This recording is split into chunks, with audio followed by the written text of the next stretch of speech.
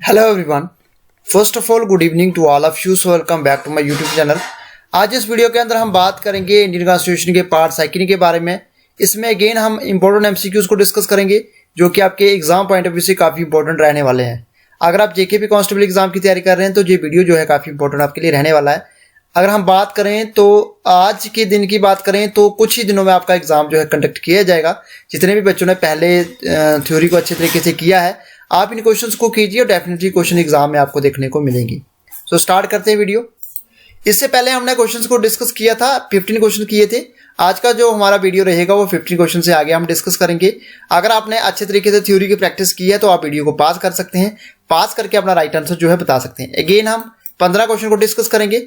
आप लास्ट में comment box में मुझे बताइएगा कि 15 में से आपके कितने क्वेश्चन ठीक हैं। सो स्टार्ट करते हैं वीडियो। आज का जो हमारा क्वेश्चन रहेगा question number 16, which fundamental right has been described by doctor B R Ambedkar as the heart and soul of the constitution. कौन से फंडामेंटल राइट को doctor B R Ambedkar ji के द्वारा बोला गया heart and soul of the Indian constitution. सबसे पहले fundamental right की बात करें तो ये पार्ट कौन से पार्ट में है? फंडामेंटल राइट जो है पार्ट 3 में है। ठीक है, तो पार्ट 3 के अंदर आपको फंडामेंटल राइट दिए गए हैं। पार्ट 3 के अंदर फंडामेंटल राइट है। आर्टिकल की बात करें तो ये 12 से लेकर 35 आर्टिकल के बीच आते हैं। ठीक है, उसके बाद फंडामेंटल राइट को हमने कहाँ से बारो किया गया है? हमने यूएस कॉन्स्टिट्यूशन से इसको बारो किया गया है। ठीक है, तो उससे पहले कितने फंडामेंटल राइट थे? पहले हमारे 7 फंडामेंटल राइट थे, बट राइट टू प्रॉपर्टी को रिमूव कर दिया गया Indian constitution Indian fundamental right की लिस्ट से, और राइट टू प्रॉपर्टी को बनाया गया एक लीगल राइट। आज की डेट में हमारे पास 6 फंडामेंटल राइट है। तो ये आज की सबसे पहले इंपॉर्टेंट अपडेट, जहां पे पहले इंपॉर्टेंट जो आपके क्वेश्चंस पॉइंट ऑफ व्यू से बनते हैं। ठीक है, अब जहां पे पूछा गया है कौन से फंडामेंटल राइट को heart and soul of the constitution बोला गया है, क्या राइट टू फ्रीडम है? राइट टू फ्रीडम के बारे में आपने पढ़ा था, ये 19 से लेकर 22 तक आते हैं। Cultural education rights, cultural education rights आपका आता है article 29 and 30। Right to equality article 14 से लेकर 18 स्टैंड करता है, और राइट टू कॉन्स्टिट्यूशन रेमेडीज आपका कौन सा आ गया? आर्टिकल 32। अब जहां पे heart and soul of the constitution जो है, इसके जो है doctor B R Ambedkar ji का द्वारा किस फंडामेंटल राइट को बोला गया है? वो बोला गया है राइट टू कॉन्स्टिट्यूशनल रेमेडीज। ठीक है, सो आंसर आपका क्या बनेगा? डी बनेगा। नेक्स्ट क्वेश्चन जहां पे देख सकते हैं, doctor B R Ambedkar ji के द्वारा डिस्क्राइब किया गया है कॉन्स्टिट्यूशनल रेमेडीज को heart and soul of the Indian constitution. और जो राइट टू कॉन्स्टिट्यूशन रेमेडीज है, इस प्रोटेक्टेड बाइज को कैसे प्रोटेक्ट किया जाता है? Under article 32 and 226 of the constitution which give the supreme court and high court the power to enforce fundamental rights. ठीक है, अगर आपके फंडामेंटल राइट का वायलेशन हो रहा है तो you can move supreme court under article 32, and अगर आप हाई कोर्ट मूव करना है तो आर्टिकल 226 के अंदर ये चीजें मेंशन की है। Next question, question number 17, who was the president of INC at the time of partition of India. अब यहां पे जो क्वेश्चन पूछा गया है, जे आपने प्रेसिडेंट बताना किसका? आईएनसी का। आईएनसी यानी कि इंडियन नेशनल कांग्रेस। तो सबसे पहले मुझे बताइएगा इंडियन नेशनल कांग्रेस जो थी, इसकी फॉर्मेशन कब हुई? इसकी फॉर्मेशन जो है आईएनसी की कब हुई? पहले सबसे पहले इसका कमेंट बॉक्स में मुझे आंसर बताइएगा। सेकंड जो है, फर्स्ट जो प्रेसिडेंट थे आईएनसी के, फर्स्ट प्रेसिडेंट ऑफ आईएनसी वो कौन थे? ठीक है, पहले प्रेसिडेंट कौन से आईएनसी के, ये मुझे कमेंट बॉक्स में जरूर बताइएगा। ठीक है, इंडियन नेशनल कांग्रेस के फाउंडर कौन थे? साथ में मुझे ये बताइएगा। अब जहां पे जो क्वेश्चन पूछा गया है, प्रेसिडेंट बताने अपने आईएनसी के at the time of partition of India, जब इंडिया का पार्टीशन हुआ उस समय आईएनसी के प्रेसिडेंट कौन थे? भूमेश चंद्र बनर्जी, जेपी कृपलानी, मौलाना अबुल कलाम आजाद या महात्मा गांधी। बताइए इसका आंसर। इसका आंसर क्या रहेगा? क्वेश्चन नंबर 17 का क्या आंसर रहेगा? 17 का आंसर जो रहेगा वो आंसर बी बनेगा, जेपी कृपलानी इनका राइट आंसर है। ठीक है, तो जहां पे आप देख सकते हैं आचार्य जेपी कृपलानी जो थे प्रेसिडेंट थे आईएनसी के जब पार्टीशन हुआ इंडिया का, और इन्होंने सर्व्ड किया है इंटरम गवर्नमेंट ऑफ इंडिया 1946 से 47 and the constituent assembly of India. ठीक है, तो जितने भी इंपॉर्टेंट पॉइंट्स थे जहां पे आप देख सकते हैं, तो प्रेसिडेंट थे आईएनसी के at the time of partition of India वो थे जेपी कृपलानी, और फर्स्ट आईएनसी के प्रेसिडेंट कौन से, ये मुझे आप कमेंट बॉक्स में जरूर बताइएगा। जो मैंने क्वेश्चन जहां पे लिखे हैं जो आप मुझे कमेंट बॉक्स में जरूर बताइएगा। ठीक है, नेक्स्ट बात करते हैं, यहाँ पे नेक्स्ट क्वेश्चन की बात करते हैं। The chairman of drafting committee of Indian constituent assembly. बताइए इसका आंसर। इसका आंसर बताइए। चेयरमैन बताने हैं ड्राफ्टिंग कमेटी की ऑफ इंडियन कॉन्स्टिट्यूएंट असेंबली की, doctor Rajendra Prasad, Mahatma Gandhi, doctor B R Ambedkar, Jawaharlal Nehru. बताइए इसका आंसर क्या बनेगा? तो इसका आंसर क्या बनेगा? इसका राइट आंसर जो रहने वाला है वो आंसर आपका रहेगा answer C, doctor B R Ambedkar जो है वो चेयरमैन थे ड्राफ्टिंग कमेटी की of constituent assembly. Next question क्या रहेगा, what was the term of Lok Sabha member. Lok Sabha के जो मेंबर्स होते हैं उसका टर्म कितना है। लोकसभा मेंबर की बात करें तो लोकसभा जो है पार्लियामेंट के 2 हाउसेज हैं, ठीक है। पार्लियामेंट के कितने हाउसेज हैं, पार्लियामेंट के 2 हाउसेज हैं, एक को बोलते हैं लोकसभा, एक को बोलते हैं राज्यसभा, ठीक है। तो लोकसभा हम किसकी बात कर रहे हैं, लोकसभा की। जैसे पीछे अभी इलेक्शन हुए हैं लोकसभा के, ठीक है। तो लोकसभा के जो मेंबर्स होते हैं उनका टर्म कितना होता है, तो लोकसभा का टेन्योर कितना रहता है, वो 5 साल का रहता है, ठीक है। तो जहां पे आंसर आपका क्या बनेगा, 5 ईयर। अगर आपको राज्यसभा के मेंबर का टर्म पूछा गया, राज्यसभा के मेंबर का टेन्योर कितना रहता है, तो राज्यसभा का जो मेंबर का जो टर्म रहेगा वो 5-6 साल का रहेगा, ठीक है। लोकसभा का 5 साल का और राज्यसभा के मेंबर का कितना रहेगा, 6 साल का। नेक्स्ट क्वेश्चन, अब जहां पे बताना है आपने किसको बोला जाता है father of Lok Sabha. Father of Lok Sabha किसको बोलते हैं, महात्मा गांधी, जवाहरलाल नेहरू, जीवी मावलंकर या सुभाष चंद्र बोस। बताइए इसका आंसर क्वेश्चन नंबर 20 का। क्वेश्चन नंबर 20 का क्या आंसर रहेगा, what will be the right answer.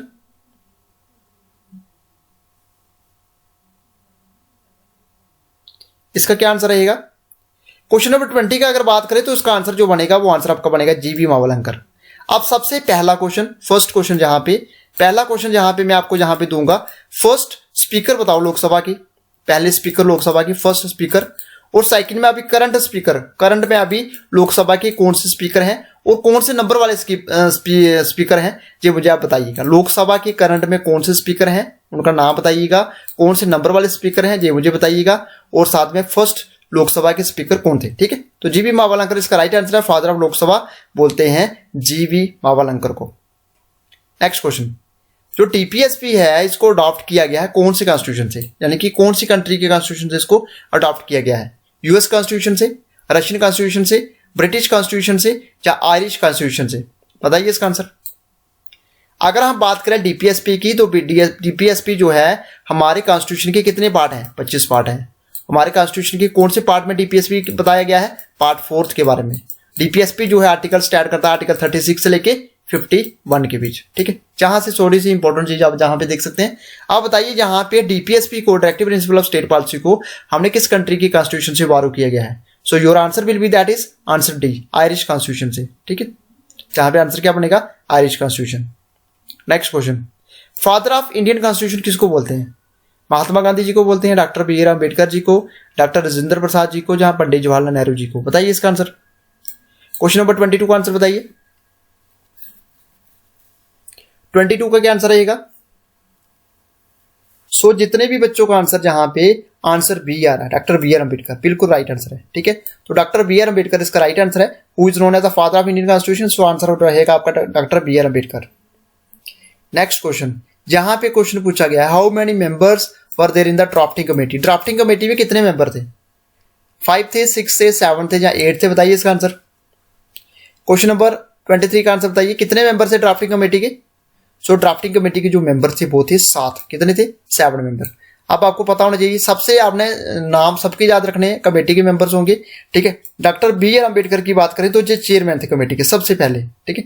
Drafting committee के जो चेयरमैन थे वो डॉक्टर बी आर अम्बेडकर थे। उसके बाद बात करेंगे अलादी कृष्ण स्वामी अय्यर, उसके बाद एन गोपाला स्वामी अयंगर, उसके बाद के एम मुंशी, उसके बाद मोहम्मद सदुल्ला, उसके बाद बात करें बी एल मित्तर, ठीक है, डीपी खेतान, ठीक है। अब इनको आप याद कर लीजिएगा, जैसे ये 4 और 7 मेंबर बनते हैं, इनको आप याद कर लीजिएगा।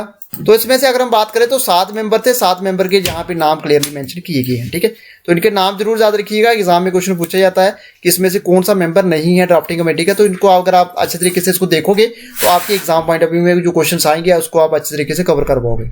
नेक्स्ट क्वेश्चन, अगर जो प्रेसिडेंट है, अगर प्रेसिडेंट की बात करें, अगर वो रिजाइन देना चाहे अपने ऑफिस से तो वो अपना रेजिग्नेशन किसको देंगे।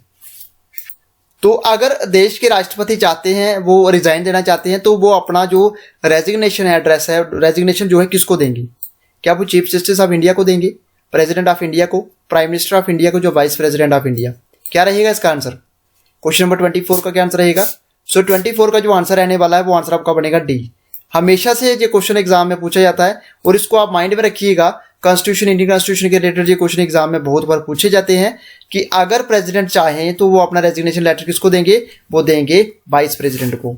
अगर हम बात करें सपोज हम बात करें जहां पे प्रेसिडेंट और वाइस प्रेसिडेंट, प्रेसिडेंट और वाइस प्रेसिडेंट यानी कि वाइस प्रेसिडेंट की बात करें, दोनों की जो पोस्ट है वो वैकेंट है, यानी कि कोई ना तो प्रेसिडेंट है ना तो वाइस प्रेसिडेंट है, उस कैटेगरी के अंदर हमारे देश के अंदर प्रेसिडेंट मतलब इनकी जगह पे कौन एक्ट करेगा एज अ प्रेसिडेंट, तो उनकी जगह पे जो एक्ट करेंगे एज अ प्रेसिडेंट वो होंगे चीफ जस्टिस ऑफ इंडिया। ठीक है, अगर प्रेसिडेंट और वाइस प्रेसिडेंट दोनों की पोस्ट वैकेंट है तो प्रेसिडेंट की जो उसको एक्ट करेंगे वो करेंगे चीफ जस्टिस ऑफ इंडिया। अगर हम बात करें प्रेसिडेंट की, प्रेसिडेंट अपना रेजिग्नेशन किसको देंगे, वाइस प्रेसिडेंट ऑफ इंडिया को देंगे। सो आंसर आपका क्या बनेगा, डी बनेगा। Next question, parliament of India जो है इसमें क्या क्या आता है, राज्यसभा आता है, लोकसभा आता है, लोकसभा राज्यसभा, प्रेसिडेंट आता है, लोकसभा एंड प्राइम मिनिस्टर। ठीक है, तो लोकसभा भी आता है, राज्यसभा भी आता है। अगर लोकसभा राज्यसभा अगर नहीं, जहां पे एक सिंगल है तो ये भी कट हो जाएगा, ये भी कट हो जाएगा, लोकसभा प्राइम मिनिस्टर ये भी कट हो जाएगा, लोकसभा भी आता है, राज्यसभा। ये आंसर आपका क्या बनेगा, Lok Sabha Rajya Sabha plus president. Answer आपका सी बनेगा। Next question, who amongst the following was not a member of the drafting committee of the constitution. आप बताइए इसका आंसर क्या रहेगा। अब जैसे मैंने आपको पूछा था कि ये क्वेश्चन एग्जाम में इस तरीके से पूछे जाते हैं, बताइए इसका आंसर। अगर हम बात करें इस क्वेश्चन की तो इसमें से कौन सा मेंबर जो है ड्राफ्टिंग कमेटी का मेंबर नहीं है, तो इसमें मोहम्मद सैदुल्लाह बिल्कुल पढ़ा हमने है, AK अय्यर बिल्कुल है, KM मुंशी बिल्कुल है, सुभाष चंद्र बोस जी नहीं है। तो इसको आंसर आसानी से आपको इसको डिटेक्ट कर पाओगे। ये आंसर किसका क्या बनेगा, राइट आंसर, आंसर डी बनेगा। नेक्स्ट क्वेश्चन, कितने मेंबर्स हैं राज्यसभा के। राज्यसभा की अगर बात करें तो 233 मेंबर्स हैं और 12 मेंबर जो हैं इसमें नॉमिनेटेड होते हैं। कितने हैं, 233 मेंबर की बात करें तो उसके इलेक्शंस होते हैं, 12 मेंबर जो है नॉमिनेटेड होते हैं और नॉमिनेटेड किए जाते हैं प्रेसिडेंट ऑफ इंडिया के द्वारा। ठीक है, तो इसका आंसर क्या बनेगा, 233 प्लस 12 को किया जाए तो आंसर आपका क्या बनेगा, 245। ठीक है, सो आंसर आपका क्या बनेगा, डी बनेगा। ठीक है, तो कितने मेंबर है राज्यसभा के, 245 है, 233 के इलेक्शन हो गए और 12 मेंबर नॉमिनेटेड किए जाएंगे प्रेसिडेंट ऑफ इंडिया के द्वारा। नेक्स्ट क्वेश्चन, लोकसभा के मेंबर बताइए, लोकसभा के कितने मेंबर हैं। लोकसभा के कितने मेंबर है, 550, 552, 543 या 545 या 543। ठीक है, तो इसका आंसर क्या बनेगा, जितने भी बच्चों का आंसर जहां पे डी आ रहा है 543 बिल्कुल राइट आंसर है। ठीक है, तो 543 जो है जम्मू, अगर बात करें पूरी इंडिया की 543 जो है लोकसभा के मेंबर हैं। जम्मू कश्मीर के अंदर लोकसभा की कितनी सीटें हैं, लोकसभा के कितने मेंबर जो है जम्मू कश्मीर से चुन के जाते हैं और राज्यसभा के कितने मेंबर चुन के जाते हैं लोकसभा जम्मू कश्मीर से। ठीक है, लोकसभा की कितनी सीटें हैं जम्मू के अंदर और राज्यसभा की कितनी सीटें हैं जम्मू कश्मीर के अंदर, ये मुझे आप कमेंट बॉक्स में जरूर बताइएगा। नेक्स्ट क्वेश्चन, राज्यसभा या जिसको बोलते हैं upper house is also known as, इसको क्या काउंसिल ऑफ स्टेट्स बोलते हैं, हाउस ऑफ द पीपल बोलते हैं, बोथ ए एंड बी बोलते हैं या नन ऑफ दिस। बताइए इसका आंसर क्वेश्चन नंबर 29 का। सो 29 का जो आंसर रहेगा वो आंसर आपका बनेगा जहां पे ए council of states, council of state, और इसको हम राज्यसभा भी बोलते हैं, उसको अपर हाउस भी बोलते हैं। ठीक है, और हाउस ऑफ द पीपल किसको बोलते हैं, लोअर हाउस को, हाउस ऑफ द पीपल किसको बोलते हैं, लोअर हाउस को बोलते हैं। और लोअर हाउस कौन सा है, लोअर हाउस को बोलते हैं हम लोकसभा। क्या बोलते हैं, लोकसभा। चलिए जी, आज का हमारा लास्ट क्वेश्चन, जहां पे कौन सा आर्टिकल जो है इंडियन कॉन्स्टिट्यूशन का वो अनटचेबिलिटी को अबॉलिश करता है। अगर हम बात करें राइट टू इक्वालिटी की, राइट टू इक्वालिटी जो है ये एक फंडामेंटल राइट है। क्या है, ये एक फंडामेंटल राइट है। आर्टिकल 14 से लेकर 18 के बीच आता है। आर्टिकल 14 किसके बारे में बात करता है, equality in all person are equal in the eyes of laws. Article 15 किसके बारे में बात करता है, आर्टिकल 15 हमें बात करता है हम किसी के साथ कास्ट के रिलेटेड, जेंडर के रिलेटेड उसके साथ डिस्क्रिमिनेशन नहीं कर सकते।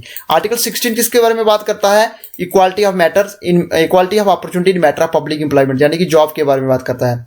आर्टिकल 17 किसके बारे में बात करता है, आर्टिकल 17 बात करता है अबॉलिश अनटचेबिलिटी के बारे में, आप किसी के साथ अनटचेबल नहीं कर सकते। और आर्टिकल 18 किसके बारे में बात करता है, अबॉलिशन ऑफ टाइटल्स। आज की डेट में जो टाइटल्स हैं, पहले जो राजा महाराजों को टाइटल दिए जाते थे, आज की डेट में वो टाइटल्स नहीं है। आज की डेट में जो टाइटल्स मिलते हैं वो सिर्फ मिलिट्री के टाइटल्स होते हैं। ठीक है, तो टाइटल को टोटली अबॉलिश किया गया आर्टिकल 18 के अंदर। बट हमारा क्वेश्चन जहां पे पूछा गया था अनटचेबिलिटी को अबॉलिश करता कौन सा आर्टिकल, आर्टिकल 17। ठीक है, 17। सो आंसर आपका क्या बनेगा, ए इसका राइट आंसर है। तो ये था आज का हमारा शॉर्ट सा वीडियो। इस वीडियो के अंदर हमने 15 क्वेश्चन को डिस्कस किया। नेक्स्ट वीडियो के अंदर हम 20 क्वेश्चन को डिस्कस करेंगे और हमारा 50 क्वेश्चन का जो वीडियो है इसको हम कवर कर पाएंगे। आई होप आपको हमारा जो वीडियो अच्छा लगा होगा। वीडियो अच्छा लगा तो वीडियो को हमारे को जो वीडियो है, अगर आपको फीडबैक, अगर आपकी मुझे जहां भी फीडबैक अच्छा है तो उस वीडियो की सीरीज को मैं और कंटिन्यू करूंगा। और अगर आपको वीडियो पसंद आ रहा है तो आप वीडियो अपने दोस्तों के साथ शेयर कर सकते हैं, चैनल को लाइक कर सकते हैं और सब्सक्राइब कर सकते हैं। So thanks for watching this video.